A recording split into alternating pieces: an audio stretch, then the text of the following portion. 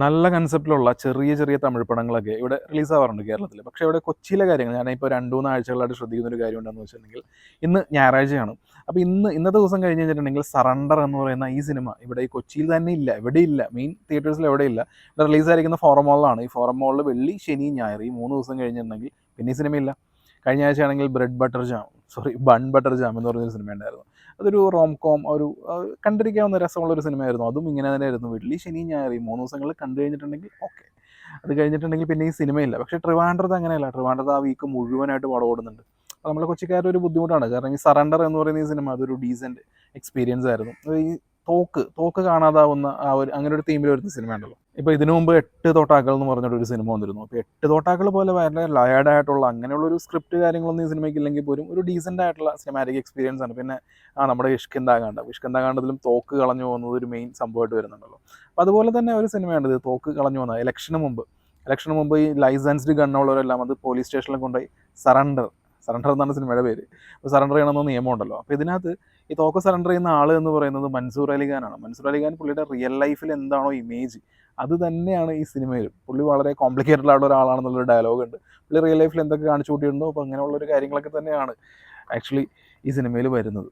അപ്പോൾ ഇങ്ങനെ തോക്ക് കാണാതാവുന്നു, പിന്നെ അതിൻ്റെ അന്വേഷണം, അത് കണ്ടെത്താനുള്ള ശ്രമം, അതെല്ലാം നല്ല ഗ്രിപ്പിംഗ് ആയിട്ടാണ് 2.5 മണിക്കൂറിൽ ഈ സിനിമയിൽ അവതരിപ്പിച്ചിരിക്കുന്നത്. ഈ സിനിമയുടെ ഹൈലൈറ്റ് തന്നെ 2 മലയാളികളായിട്ടുള്ള 2 ആക്ടേഴ്സിൻ്റെ പെർഫോമൻസ് ആണ്. ഒന്ന് ലാലാണ്. ഇതിനകത്ത് ഈക്വൽ ഇമ്പോർട്ടൻ്റ് ആയിട്ടുള്ള ഒരു റോളാണ് ചെയ്യുന്നത്. ഒരു സീനിയർ ആയിട്ടുള്ള ഒരു പോലീസ് ഇൻസ്പെക്ടറാണ്. അതുകൂടാതെ സുജിത് ശങ്കർ. അപ്പോൾ സുജിത് ശങ്കറിൻ്റെ കാര്യം പറയുകയാണെന്നുണ്ടെങ്കിൽ പുള്ളി ഇതിനകത്ത് ഒരു ടെററായിട്ടുള്ള ഒരു അൺഎക്സ്പെക്റ്റഡ് ആണ്. പുള്ളി അടുത്തത് എന്ത് ചെയ്യുമെന്നൊന്നും ആർക്കും പ്രഡിക്റ്റ് ചെയ്യാൻ പറ്റില്ല.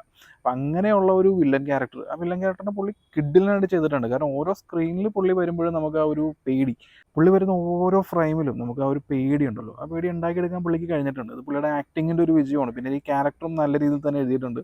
വളരെ സ്ട്രോങ് ആയിട്ടുള്ളൊരു ക്യാരക്ടറാണ്. പിന്നെ എത്ര സ്ട്രോങ് ആയിട്ടുള്ള ആളാണെന്നുണ്ടെങ്കിലും ക്ലൈമാക്സ് ആകുമ്പോൾ നായകൻ്റെ മുമ്പിൽ തോക്കണം എന്നുള്ളതൊരു അലിഖിത നിയമമാണല്ലോ. അപ്പോൾ അതിൻ്റെ പേരിൽ മാത്രമാണ് ക്യാരക്ടർ ഡൗൺ ആയി പോകുന്നത്. അത് ക്ലൈമാക്സിൽ മാത്രമാകുമ്പോൾ പുള്ളി നല്ല കിടിലം പെർഫോമൻസ് ആയിരുന്നു. പിന്നെ ദർശൻ എന്നുള്ള ആളാണ് ഈ പടത്തിലെ ഹീറോ എന്ന് പറയുന്നത്. പുള്ളി ബിഗ് ബോസിലൊക്കെ ഉള്ളതാണെന്ന് പറഞ്ഞു. അപ്പോൾ ഇതിനു മുമ്പ് ബൺ ബട്ടർ ജാമിലാണെന്നുണ്ടെങ്കിലും അതിൽ രാജു ബിഗ് ബോസ് ഫെയിം ആയിരുന്നു. ഇപ്പോൾ ദർശൻ എനിക്കത്ര പരിചയമില്ല. ഞാൻ പുള്ളിയുടെ ബിഗ് ബോസിനെ കുറിച്ച് ആ ഒരു ഫെയിമിനെ കുറിച്ചൊന്നും എനിക്കറിയില്ല. പക്ഷേ ഈ സിനിമയിൽ പുള്ളിയുടെ ആ ഒരു ഫിസിക് എന്ന് പറയുന്ന ഒരു ആർമി അല്ലെങ്കിൽ ഒരു പോലീസ് ഓഫീസർ ആ രീതിയിലുള്ളതായിരുന്നു. കിഡിലനായിട്ടുള്ള 2 ആക്ഷൻ സീക്വൻസ് ഈ പടത്തിലുണ്ട്. പുള്ളി അടിപൊളിയായിട്ട് ചെയ്തിട്ടുണ്ട്. ഒന്നൊരു ബസ്സിൻ്റെ ഉള്ളിൽ വെച്ച് നടക്കുന്നതാണ്. പിന്നെ ഒബ്വിയസ്ലി ക്ലൈമാക്സ് പോർഷനും ഈ 2 ആക്ഷൻ സീക്വൻസും 2 ആക്ഷൻ ബ്ലോക്കും കിഡിലിനായിരുന്നു. തോക്ക് കാണാതെ പോകുന്നത്, പിന്നെ ഇലക്ഷൻ്റെ സമയമാകുമ്പോൾ ഒരു 10 കോടി രൂപ വില്ലൻ ഗ്യാങ് കൈമാറുന്നത്, അതിൻ്റെ ഇടയിൽ നടക്കുന്ന കുറേ കാര്യങ്ങൾ, ഇതെല്ലാം പരസ്പരം ഇൻ്റർ കണക്റ്റഡ് ആണ്. അപ്പോൾ ഈ കണക്റ്റഡ് ആയിട്ട് ഭയങ്കര ടൈറ്റായിട്ട് തന്നെ ഒരു സ്ക്രീൻ പ്ലേ എഴുതിയിരിക്കുന്നത്. അതുകൊണ്ട് തന്നെ നമുക്ക് ഈ 2.5 മണിക്കൂർ ഉണ്ടായിട്ടും ഈ സിനിമയിൽ എവിടെയും ബോറടിയില്ല.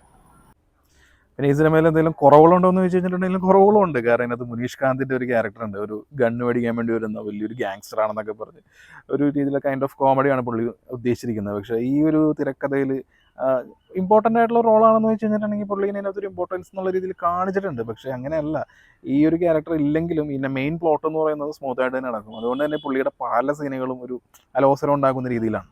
പിന്നെ ഈ പടത്തിൽ ഇലക്ഷന് വേണ്ടിയുള്ള ഒരു 10 കോടി രൂപ എന്നുള്ളതും അതും ഒരു ക്യാരക്ടറാണ്. ഇപ്പോൾ ഈ 10 കോടി രൂപ കറങ്ങി പല സ്ഥലത്തു നിന്നുണ്ട്. അതിനൊരു പ്രോപ്പർ കൺക്ലൂഷൻ ഒന്നും ഇല്ലാത്ത രീതിയിലാണ് പടം അവസാനിച്ചിരിക്കുന്നത്.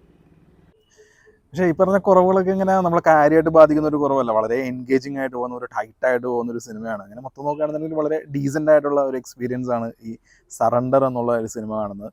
മേ ബി ചിലപ്പോൾ ഞാൻ ഒരു ഷെഡ്യൂൾ ചെയ്തിട്ടാണ് ഓരോ വീഡിയോ ഇടുന്നത്. അപ്പോൾ ഷെഡ്യൂൾ ചെയ്ത് വരുമ്പോഴേക്കും ചിലപ്പോൾ കൊച്ചിയിലുള്ളവർക്ക് ഏതായാലും ഈ സിനിമ കാണാൻ പറ്റില്ല. ഞാൻ ബുക്ക് മൈ ഷോ നോക്കിയപ്പോൾ ഫോറം മാളെന്നല്ല ഒരു തിയേറ്ററിലും സറണ്ടർ എന്നുള്ള സിനിമ തിങ്കളാഴ്ച മുതലില്ല. പക്ഷേ ബാക്കിയുള്ള സ്ഥലത്തൊക്കെ ഈ സിനിമ ഓൾറെഡി ഓടുന്നുണ്ടാവും. അപ്പോൾ കണ്ടു നോക്കുക. ഒരു ഡീസൻ്റ് ആയിട്ടുള്ള എക്സ്പീരിയൻസ് ആണ്. ഇനി കാണാൻ പറ്റാത്തവരാണെന്നുണ്ടെങ്കിൽ OTT വരുമ്പോൾ നോക്കുക. കാരണം ഇതുപോലത്തെ കൊച്ചു തമിഴ് ത്രില്ലറുകളൊക്കെ രസമാണ്. അവർ നല്ല രീതിയിൽ ആത്മാർത്ഥമായിട്ട് പണിയെടുത്ത് ആ സിനിമയ്ക്ക് വേണ്ടി വർക്ക് ചെയ്യുന്നുണ്ട്. അപ്പോൾ അത് എവിഡൻ്റ് ആയിട്ടുള്ള ഒരു ഡീസൻ്റ് ആയിട്ടുള്ള സിനിമാറ്റിക് എക്സ്പീരിയൻസ് ആണ് ഈ സറണ്ടർ എന്നുള്ള ഈ സിനിമ നൽകുന്നത്.